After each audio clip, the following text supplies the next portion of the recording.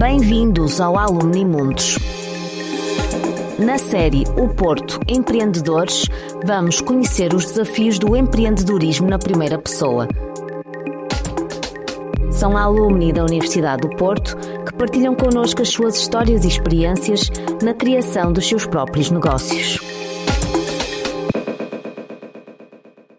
Hoje, no Alumni Mundos, temos connosco André Eiras, que fez um MBA pela Porto Business School, faz parte da equipa fundadora e é diretor-geral de internacionalização da Sword Health, uma empresa pioneira que utiliza tecnologia de inteligência artificial, juntamente com fisioterapeutas, para libertar as pessoas da dor, onde se destaca em contextos multinacionais complexos e na promoção do acesso a cuidados clinicamente eficazes. É engenheiro biomédico e antes de cofundar esta empresa passou por outras experiências profissionais. Vamos conhecê-lo melhor. Olá André, bem-vindo ao Alumni Mundos. Olá, bom dia Joana. Obrigado pelo convite, é um gosto estar aqui. Obrigada. André, tu tiraste o curso de biomédica, de engenharia biomédica, não é? Com especialização em eletrónica médica pela Universidade de Coimbra. O que é que te levou a tirar depois um MBA na Porto Business School? Sim.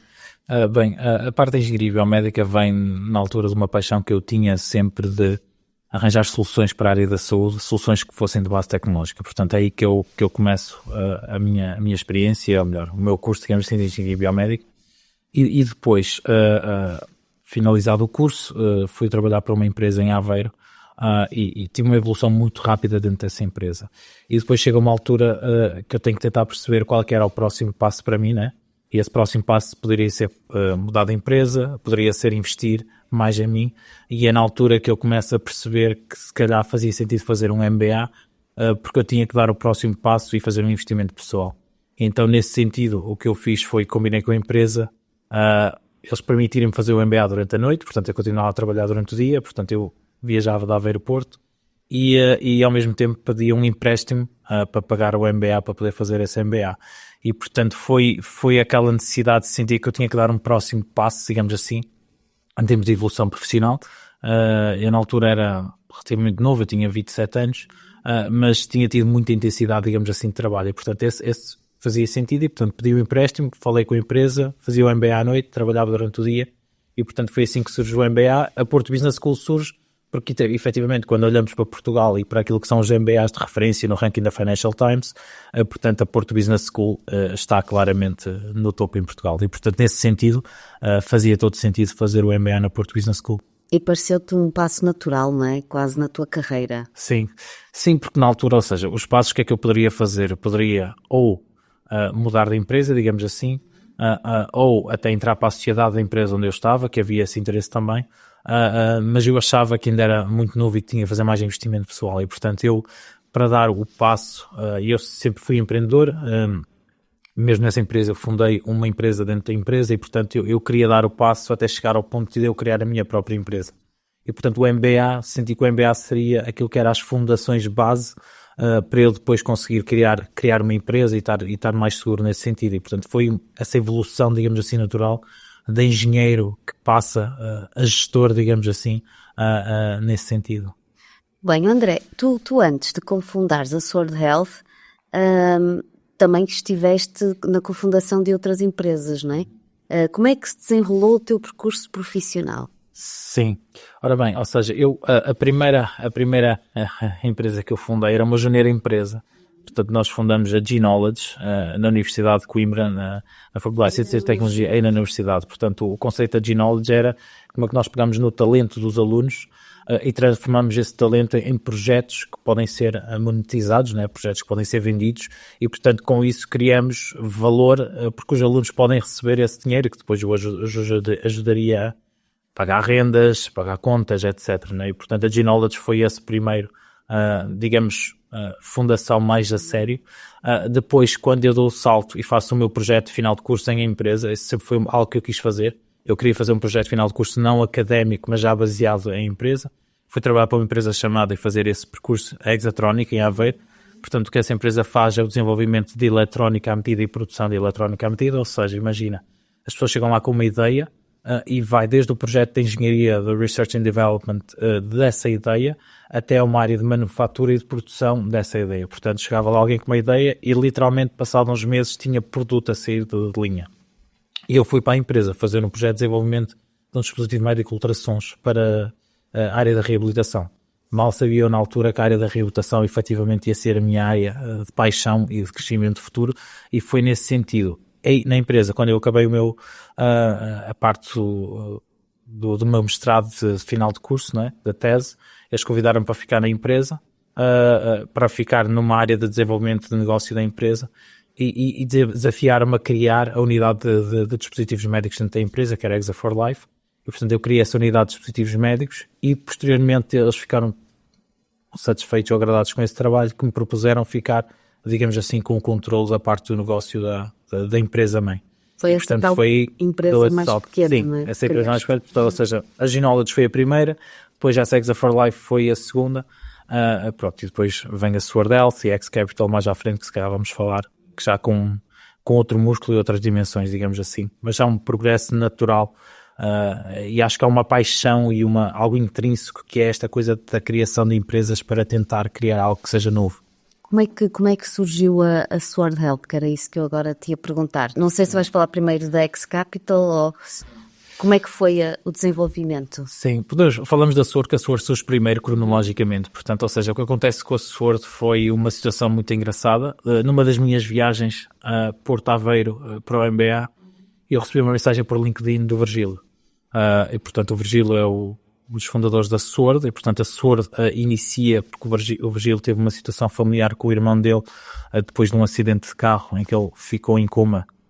E, portanto, passado 12 meses, quando ele acordou, precisava ter reabilitação, fisioterapia intensiva todos os dias, mas porque na altura eles viviam na Guarda, o acesso era mais limitado, e, portanto, nesse sentido, o que aconteceu foi que ele só conseguia ter acesso uma vez por semana. Portanto, os pais tiveram que mudar-se para o Coitão, para Lisboa, para ter acesso a fisioterapia e reabilitação de alta intensidade, e, portanto, havia aqui um vazio no acesso à terapia, né?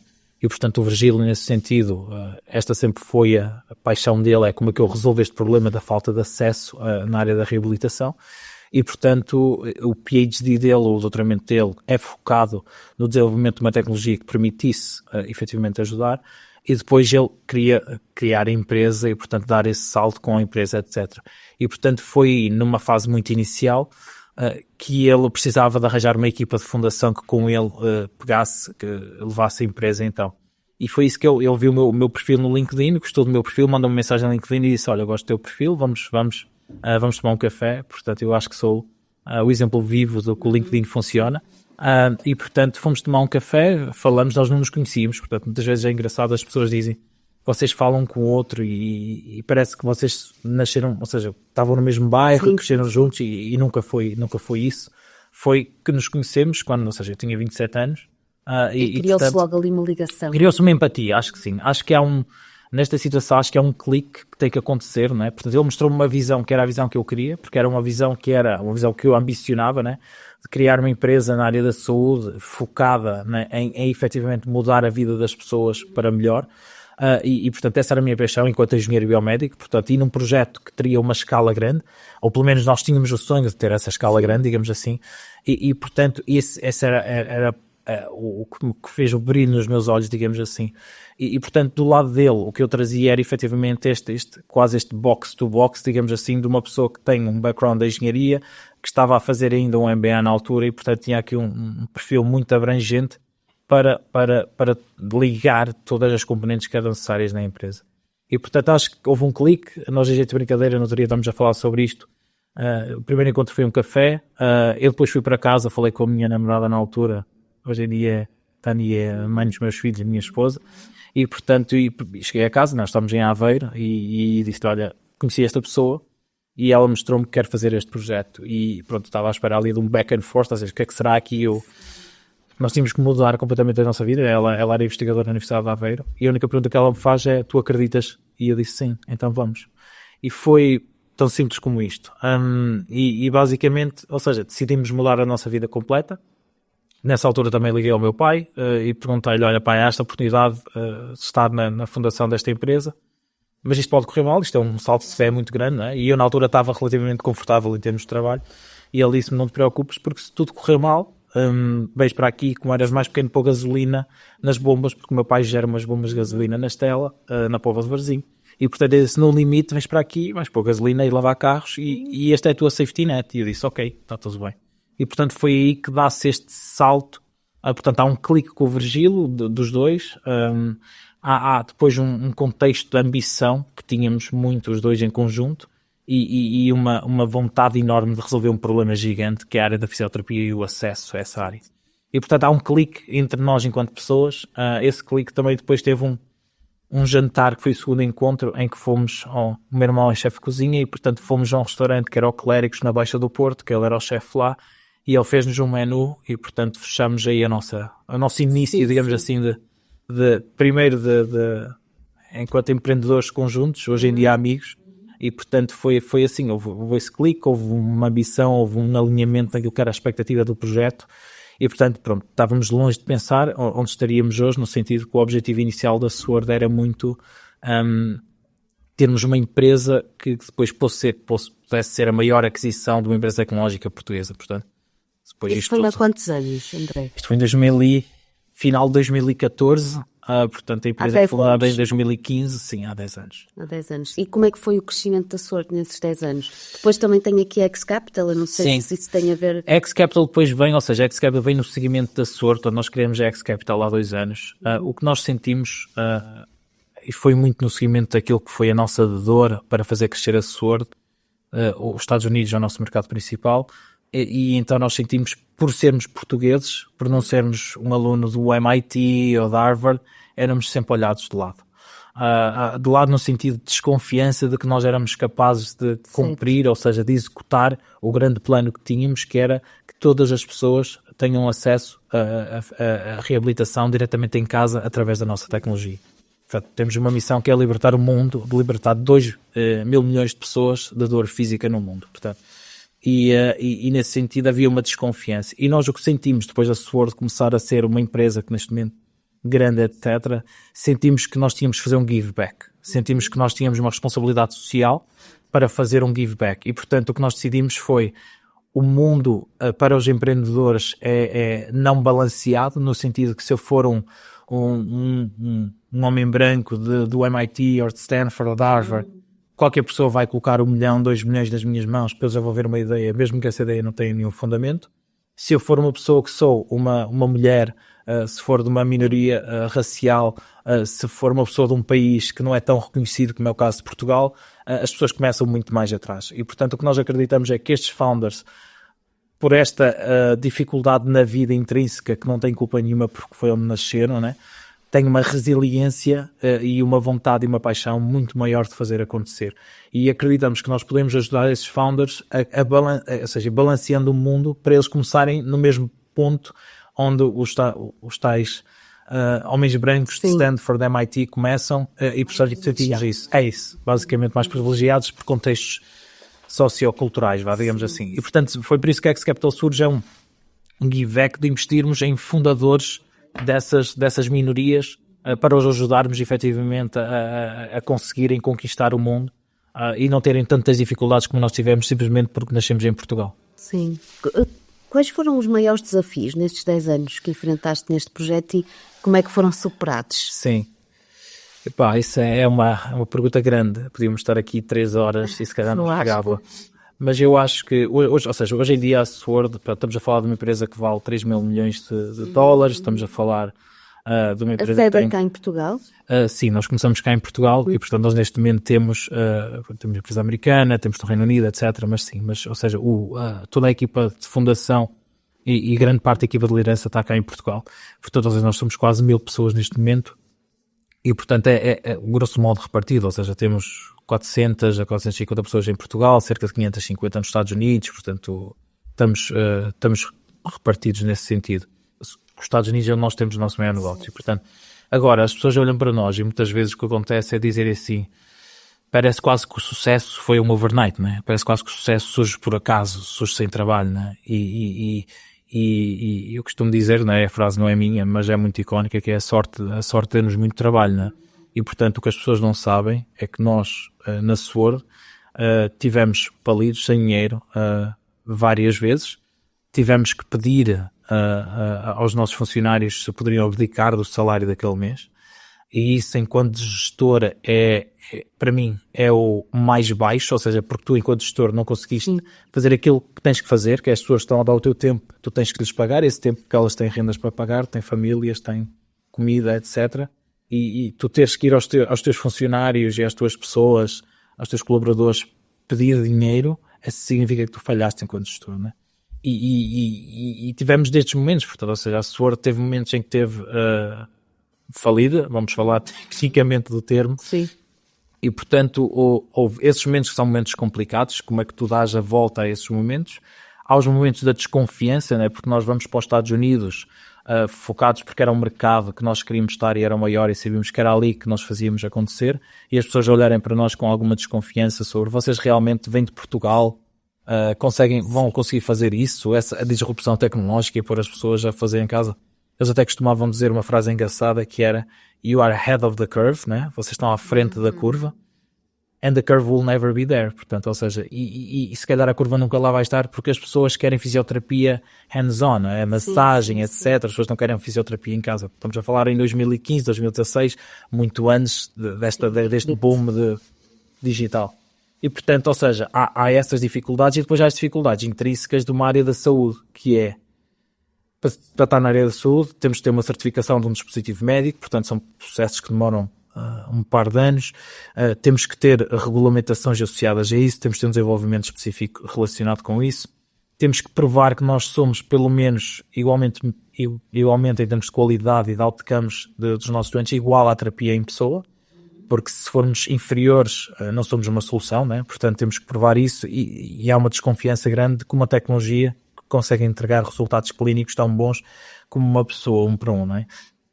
E, portanto, ou seja, há aqui vários momentos e várias barreiras até se conseguir o sucesso. E, portanto, ou seja, acho que associado à área da saúde, associado a sermos founders de Portugal, associarmos ao facto de termos tido essas dificuldades em fundraising também numa fase inicial, pronto, isto são dificuldades que podemos esmiuçar aqui, algumas delas. Foram desafios, não é? Que foram sendo superados ao longo dos anos. Foram bastantes. Foram muitos mesmo. Foram muitos desafios. Agora a pensares assim, não é? Na última década. Sim, foi. Nós costumamos dizer em jeito de brincadeira que cada ano na Sword representa, são quase anos, os chamados anos de cão, não é? São 7 anos, não são 7 anos, pelo menos são 4, não é? Portanto, 10 anos na Sword se calhar representam 40 anos, porque a intensidade é muito grande. É muito grande porque nós próprios colocamos a intensidade muito nessas coisas que desenvolvemos, e é muito grande porque é um momento, em fases iniciais, né? Ou seja, nós estamos a falar dos nossos primeiros 5 anos, foi uma fase de alta incerteza, né? Foi uma fase de... O nosso primeiro investimento foi 150 mil euros, né? Ok, vamos tentar agora com estes 150 mil euros tentar chegar ao próximo nível, depois foi 250 mil, depois foi 400, e isto era sempre, ou seja, salvo seja, era sempre a rapar o tacho, porque era sempre curto, e o que é que vamos fazer a seguir, e quais é que vão ser as apostas que vamos fazer a seguir, tanto o tipo de solução, como o tipo de mercados, etc. E isto ainda por cima, na área mais complexa de desenvolver que é a área da saúde, não é? Não é como se eu desenvolvesse uma app e agora fizesse um direct to consumer e tivesse as pessoas a utilizar no dia a seguir, não é? Isto é uma área que nós, primeiro que chegássemos ao mercado, demoramos 5 anos, portanto são 5 anos já, salvo seja a queimar dinheiro, a tentar fazer apostas certas para quando surgir o momento conseguirmos efetivamente, o que eu costumo dizer, apanhar a onda gigante e efetivamente surfar essa onda de forma a que não caímos, não é? Porque a vossa ideia, no fundo, é providenciar às pessoas fisioterapia em casa, mas sem fisioterapeutas, é isso? Não. Ou seja, a nossa ideia é providenciarmos fisioterapia diretamente em casa, através de um apoio de uma tecnologia, ou seja, inteligência artificial que nós desenvolvemos, um dispositivo médico com inteligência artificial, mas que é monitorizado remotamente por um fisioterapeuta humano. Okay. Portanto, nós não retiramos o fisioterapeuta do loop, digamos assim, porque nós não acreditamos que uma terapia digital pode ser entregue em saúde, especificamente, sem mas ter ele não está lá em casa. Ele não está em casa, ele está, ou seja, está na casa dele ou no escritório, onde quer que seja, a fazer a monitorização dos seus pacientes que estão a fazer as sessões em casa de forma independente. Certo. E depois, ou seja, a pessoa está a fazer em casa, tem o feedback da tecnologia em tempo real, está a fazer o movimento correto, incorreto e a corrigir a pessoa. Depois, no final da sessão, a pessoa vai Mas há uma máquina, estou a tentar perceber, percebes? Sim. André, como é que isso funciona? Seja, tens razão, desculpa, deixa-me dar 2 passos atrás. É um dispositivo médico, assemelha-se a um iPad, ok? Em termos de aspecto. Ok. Na prática, é algo que nós desenvolvemos. Então, nós desenvolvemos o hardware, desenvolvemos o software, e basicamente o que nós fazemos é análise do movimento através das câmaras que nós especificamos e Ou desenvolvemos. seja, a pessoa levanta o braço... E está a ver em tempo real o seu movimento a ser realizado. E por trás disso, nós o que temos é basicamente a inteligência artificial que percebe se aquele movimento é correto ou é incorreto e dá o feedback em tempo real à pessoa. E o fisioterapeuta está em casa a dizer, olha, isto não está bem, tem que corrigir, por exemplo. O fisioterapeuta está remotamente... O que é que o fisioterapeuta faz? O fisioterapeuta, primeiro, faz uma consulta de avaliação via chamada com a pessoa para perceber qual é o estado clínico da pessoa, como é que ela chegou a acreditar aquele ponto, quais é que são os objetivos da pessoa para recuperar. O dispositivo médico é enviado para a casa da pessoa e o fisioterapeuta vai prescrever um programa de exercícios terapêuticos para aquela pessoa que são específicos à condição dela. E, portanto, o que é que isto quer dizer? Quer dizer que ele vai selecionar determinados exercícios, determinadas amplitudes de movimento, determinadas repetições e, portanto, o programa que a pessoa vai realizar em casa é criado com um fisioterapeuta humano. A pessoa realiza o programa em casa, esse feedback de tudo como foi a sessão de fisioterapia em casa vai para o terapeuta e o terapeuta consegue ver qual foi a performance dessa pessoa, qual foi a dor, qual foi a fadiga e com isso pega no programa dessa pessoa e vai alterar. Ok, esta pessoa está a ter uma performance já boa, podemos aumentar a amplitude do movimento neste exercício.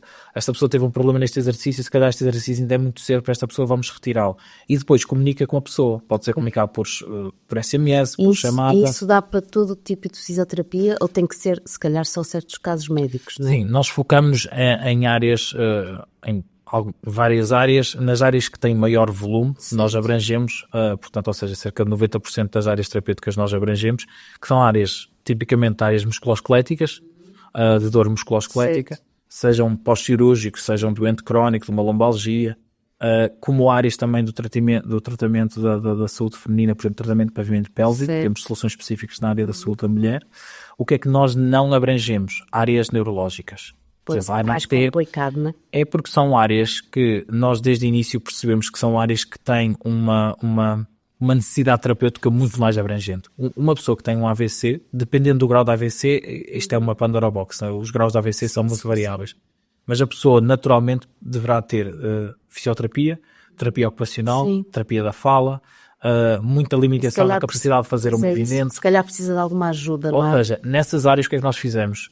A área áreas neurológicas, como é o caso do AVC, são áreas que nós não conseguimos atuar, ou melhor, que o nosso valor não é o melhor valor nessa área, então vamos focar na área da musculoesquelética. E a nossa lógica é, se eu conseguir libertar os terapeutas dessas pessoas da área da musculoesquelética, eles têm mais tempo para se dedicar às áreas neurológicas, que são efetivamente as áreas que precisam da terapia 1 para 1.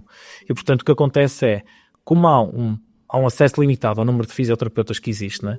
Se nós conseguimos, com a tecnologia, tratar grande parte dos pacientes nessas áreas de musculoesquelética, eles vão ter mais tempo para as áreas neurológicas. E, portanto, no final do dia, o sistema por um todo fica melhor.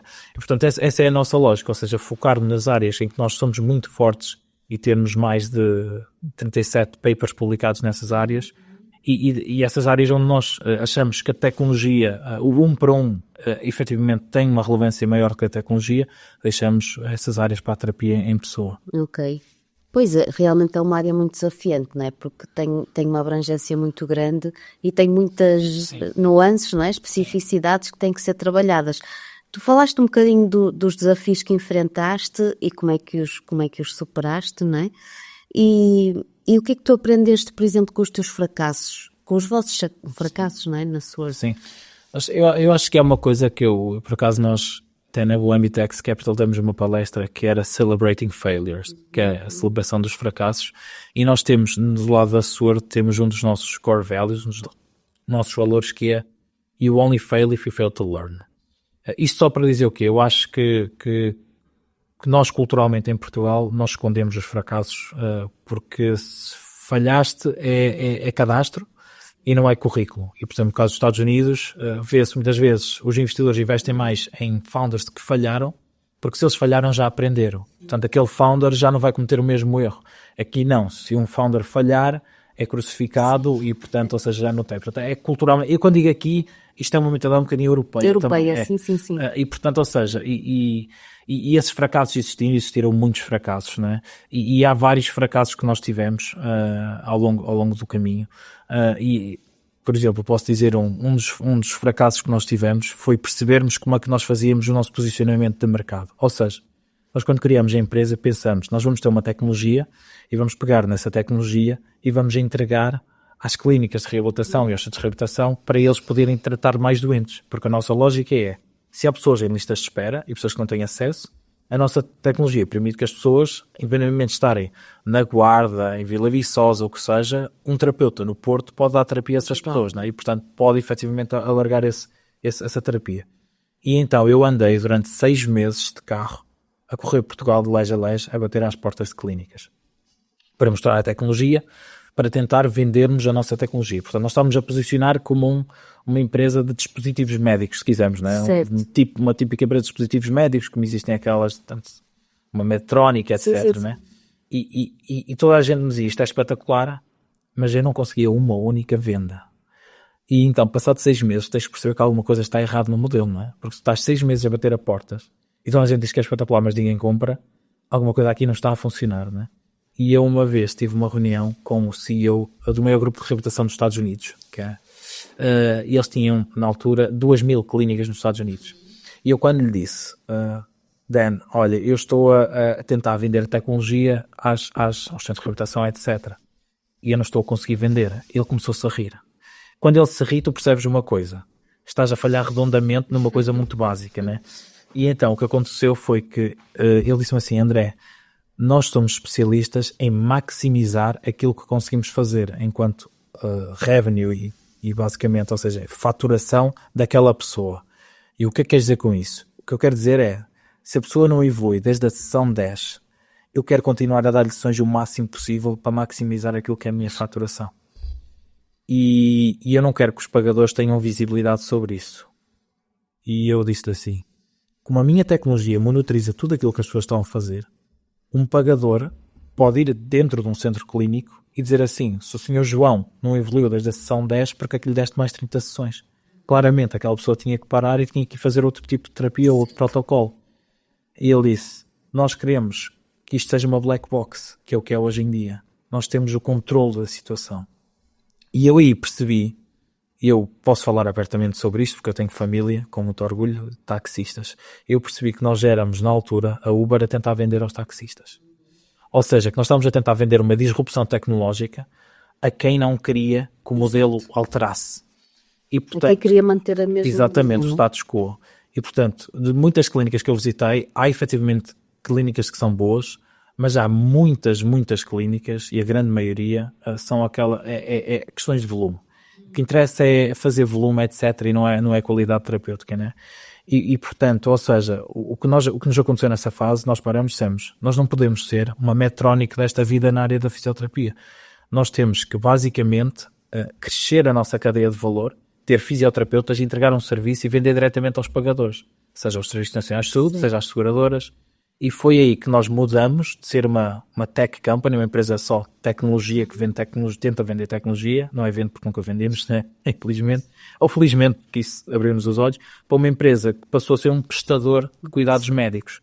E isso de repente desbloqueou tudo. Eu de repente comecei a falar com a Tranquilidade, com a Fidelidade, com a Allianz, e de repente, quando eu apresentava a proposta de valor, que era, as pessoas conseguem fazer fisioterapia em casa, que é muito mais cómodo para elas. Certo. Segundo, há uma redução de custos de transporte diretamente para vocês. Ou seja, tu não vendias o preço, vendias o serviço, não é? Vendíamos o serviço completo de fisioterapia.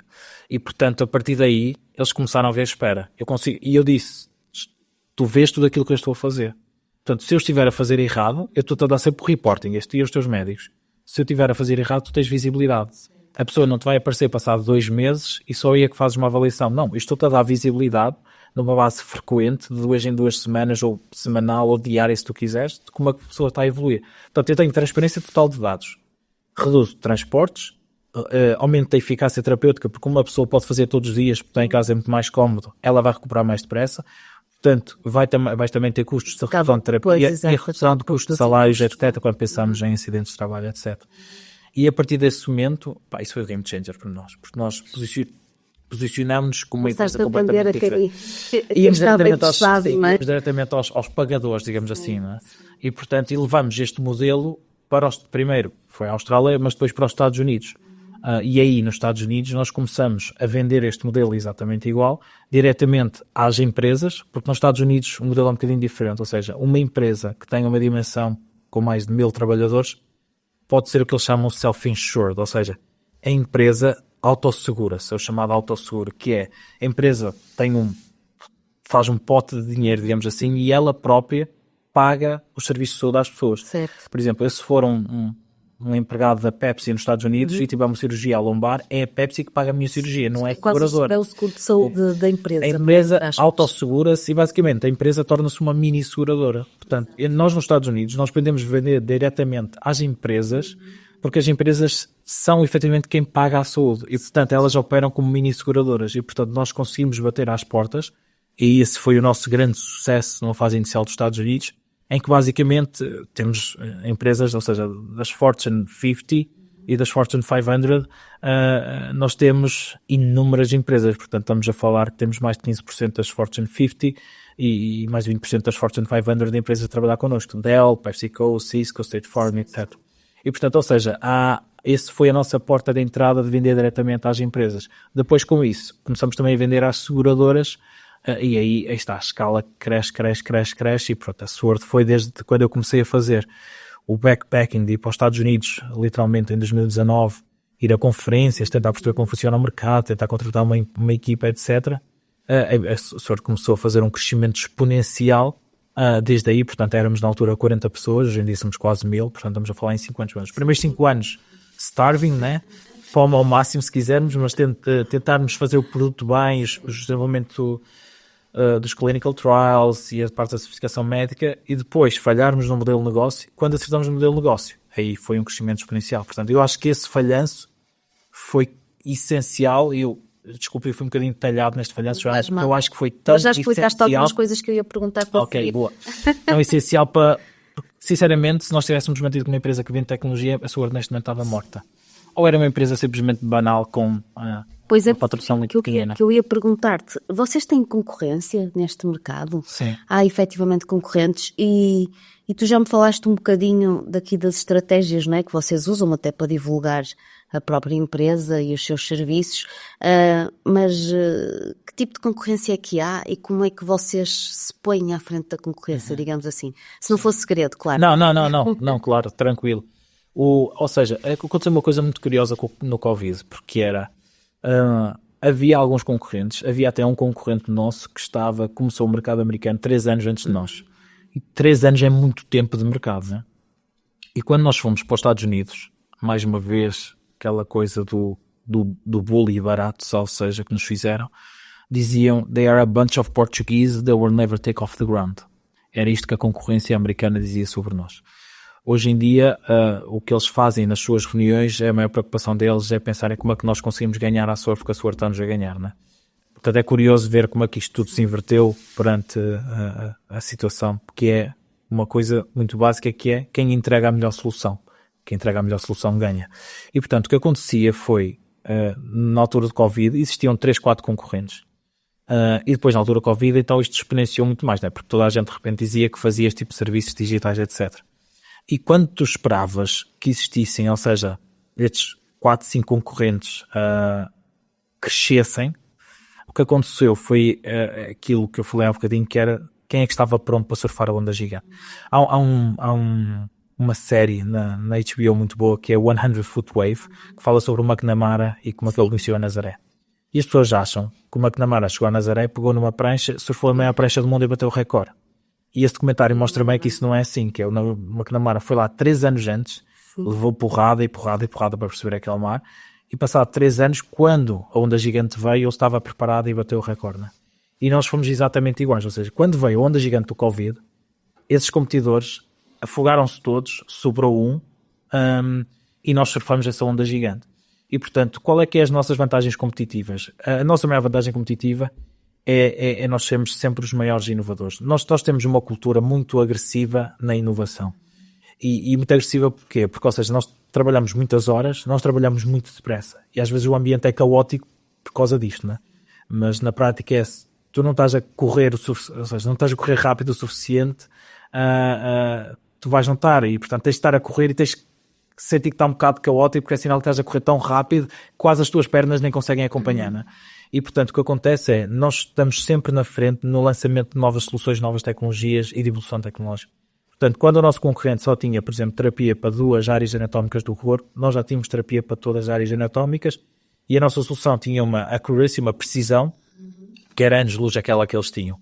A nossa solução funcionava sempre. A solução deles era, se não funcionar, desligue os sensores e veja os vídeos só. Portanto, perdia a parte da monitorização completamente. Portanto, quando eu sou uma empresa que digo, se não funcionar, desliga os sensores e faz só vídeos, quase como ao YouTube, isso diz muito daquilo que é a solução tecnológica da empresa. Nós sempre funcionou de uma forma flawless. E sempre funcionou. Não é porque nós, efetivamente, desenvolvemos uma solução melhor, mas é porque nós sempre fomos muito teimosos na forma como, se o utilizador final adorar a nossa terapia, tudo o resto vem por acréscimo, não? Ou seja, vai aparecer os pagadores, vai aparecer o modelo de negócio, e portanto nós temos é que garantir que este momento que a pessoa está a fazer a sessão em casa sozinha não funciona sempre, nunca falha. E portanto essa capacidade de entregar uma solução muito forte, e depois associado ao facto de nós começamos com a solução na área da fisioterapia e na área da musculoesquelética. Depois vimos uma oportunidade que devíamos lançar na área da saúde feminina. Lançamos a Bloom na área do Women's Health para tratamento para vêmula pélvica. Ninguém tem ainda hoje uma solução eficaz nessa área. A minha esposa, por exemplo, foi uma das utilizadoras na recuperação pós-parto, etc. Depois lançamos uma solução na área de prevenção de lesões e tratamento de adultos séniores para redução de quedas, etc. Depois lançamos uma solução na área de análise de previsão se uma pessoa daqui a 9 meses vai acabar numa mesa cirúrgica porque está a evoluir a sua situação clínica. Portanto, como é que nós conseguimos endereçar a pessoa mais cedo para evitar que aquela cirurgia aconteça? E, portanto, isto são só algumas soluções. Portanto, nós neste momento temos 7 soluções. Nós fomos evoluindo sempre o nosso portfólio. Portanto, nós deixamos de ser aquela empresa só focada numa área de fisioterapia musculoesquelética para ser uma plataforma de libertar a dor no mundo. Certo. E, portanto, ou seja, agregar soluções e criar soluções em áreas associadas à dor, pode ser dor física ou dor mental, de forma a criarmos uma empresa que é uma empresa geracional. Portanto, esta vontade, esta rapidez, esta teimosia de criar sempre mais e de criar bem, é o que nos mantém sempre à frente. Nós temos mais patentes do que todos os outros em conjunto na competição. Nós temos mais papers do que todos os outros em conjunto na competição. Portanto, ou seja, é aquela coisa do estarmos sempre a andar muito depressa e sempre a inovar de forma sustentada. Porque essa é a nossa maior vantagem competitiva. O vosso produto acaba por falar por si próprio, não é? Não precisam de grandes projetos, não é? Digamos assim. Vou-te fazer aqui 2 questões em uma, que é: quais foram as lições mais importantes que tu aprendeste na tua carreira e que conselhos é que darias a outros jovens que pretendem iniciar um negócio, não é? Sim. Olha, eu acho que as conclusões mais importantes que eu aprendi na carreira eu acho que há um momento, quer dizer, tu sais da universidade e eu diria ali até aos teus 30 anos, é uma altura que eu chamo de experimentação. É uma altura que eu acho que tu deves tentar perceber quem tu és e para onde é que tu queres ir. Eu acho que muitas vezes nós em Portugal temos aquela coisa que é: eu tirei o curso de Direito, vou ter que ser advogado ou juiz e isto é a minha carreira. E é uma coisa, por exemplo, nos Estados Unidos isso não acontece. Há pessoas que tiraram Direito e que são pessoas de vendas e têm muito sucesso nessa área, né? E eu acho que, ou seja, pós-universidade, a universidade dá-nos bases, mas nós quando saímos da universidade ainda estamos muito a tentar perceber quem é que somos, né? Digamos assim. Portanto, eu acho que há um período de experimentação que é muito importante ter-se e acho que temos de estar disponíveis para experimentar. Eu experimentei ser programador, que eu venho de uma área de biomédica, e descobri que eu nunca seria o melhor programador do mundo. E, portanto, aquela não podia ser a área onde eu me ia destacar. E, portanto, depois fui para uma área de desenvolvimento de negócio e comecei a perceber que era uma área que eu tinha uma paixão e que era uma área que, efetivamente, eu conseguia desenvolver com muita qualidade aí. E depois cresci para uma área de gestão mais abrangente, não é? E, portanto, ou seja, mas há um processo de experimentação, de teste, de disponibilizares, né, digamos assim, que é muito importante. E a questão do meu MBA, na altura, eu lembro-me, eu era o aluno mais novo do MBA e era muito engraçado, não é? Porque eu estava ali um bocado deslocado nesse sentido, né? E era Benjamin, digamos assim, da turma, e eu acho que eu fui fazer um MBA tão cedo porque eu senti naquela altura, já tinha vivido tanta coisa de uma forma tão intensa que o MBA era o meu próximo passo, né? E portanto o MBA foi também eu investir em mim pessoalmente e dar esse passo para algo mais nessa jornada de descoberta. Há uma coisa errada. Outro dia estava a dar uma palestra aqui na Universidade de Porto, na Faculdade de Engenharia, e vieram ter comigo no final e disseram assim: eu estou a acabar o meu curso, que curso é que eu devo fazer a seguir? Ou devo fazer um MBA? E eu pensei, tu nunca sequer trabalhaste e queres fazer um MBA? Não, tipo, vais fazer um MBA quando já tiveres algum músculo para perceberes o que é um MBA e teres exemplos práticos quando estás a estudar num MBA, de onde é que preciso aplicar aquilo. Experienciar, não é? E eu acho que hoje em dia também há esta coisa ou seja, é explorar, quando eu digo explorar, mas não é explorar tirar um curso atrás do outro curso, não, é ir para o mercado. É ir para o mercado, é fazer projetos, ainda durante a universidade, hoje em dia, na minha altura era diferente, mas hoje em dia há tanta coisa que se pode fazer, né? Nós criamos a G-Knowledge, que foi das primeiras juniors de empresas em Portugal. Hoje em dia todas as universidades têm juniors de empresas em que tu podes fazer projetos dentro das juniors de empresas, né? Quer dizer, tantas coisas que tu podes fazer para te testar, para te pôr à prova, para ver se gostas, se não gostas, se tens paixão, se tens drive, se és bom, se vais ser o melhor do mundo a fazer aquilo ou não, né? E eu acho que isso é muito importante nas pessoas que saem da universidade, numa fase inicial, diria dos 20 e tal aos 30, para mim essa é a década do autoconhecimento e da autoexploração, se quiseres. Em termos de criar uma empresa, eu acho que há uma coisa que é muito importante. Há duas coisas que para mim são muito importantes. Uma é, qual é a equipa de fundação que escolhes? O Virgílio escolheu-nos aos 4, com ele somos 5. Cada pessoa tem um skill set muito específico para colmatar as lacunas que são necessárias. Portanto, nenhum de nós se atropela naquilo que são os nossos skill sets. Cada um encaixa nas peças do puzzle e nós todos somos um puzzle completo. Eu acho que muitas vezes há a tentação que é, eu tirei, imagina, a engenharia biomédica, tenho os meus melhores amigos, que são 2 ou 3 em engenharia biomédica, e agora pegamos todos e vamos criar uma empresa. E de repente crias uma empresa e todos sabem fazer o mesmo. E logo essa fundação vai morrer na base, porque não tem a diversidade que é necessária. E portanto eu acho que escolher parar e escolher bem a equipa de fundação, o Virgílio não escolheu os amigos. Nós hoje em dia somos todos amigos. Sim, mas ele foi escolher as pessoas certas. Mas ele foi escolher a mim no LinkedIn, foi escolher o Fernando porque o Fernando estudava com a esposa dele, foi escolher o Ivo que era um aluno dele, foi escolher o Márcio que esteve envolvido no projeto de research no PhD dele. Portanto, foi tudo fora da esfera próxima dele, digamos assim. Ou seja, foram pessoas que ele foi vendo o talento e o potencial e falando com elas e percebendo que eram as pessoas certas. Portanto, esta parar e definir-se uma equipa de fundação na base é super importante. Quem falha nisto vai falhar a seguir, porque depois eles chateiam-se, depois a empresa não corre bem e as pessoas separam-se. Ter diversidade. Portanto, isto é como uma casa, né? Tens de começar pelas fundações. E para mim a equipa de fundação são as fundações e as pessoas às vezes dão um salto muito rápido nesse sentido. A segunda coisa é uma frase do Steve Martin, que é o comediante que eu adoro, que é be so good they can't ignore you. E portanto foi isto que nós fizemos nos Estados Unidos. Nós, pela nossa resiliência, pela nossa insistência total, nós fomos continuamente entregando soluções que eram tão boas que já não interessava se nós já éramos do MIT ou de Stanford.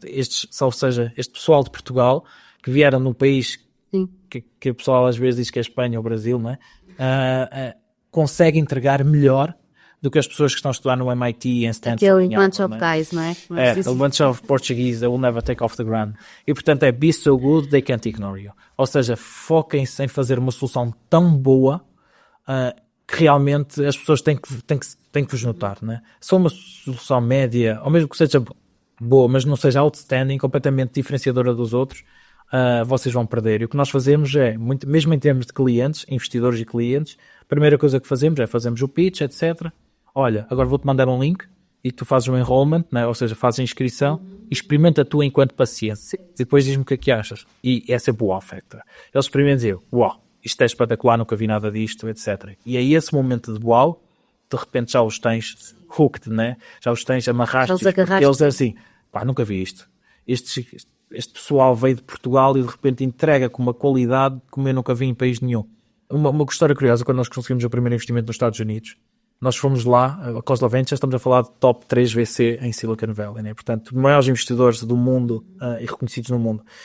E quando nós fomos lá, nós fomos já à meeting dos partners deles, já no final do ano, em dezembro. Portanto, nós fomos a última decisão que eles fizeram de investimento desse ano.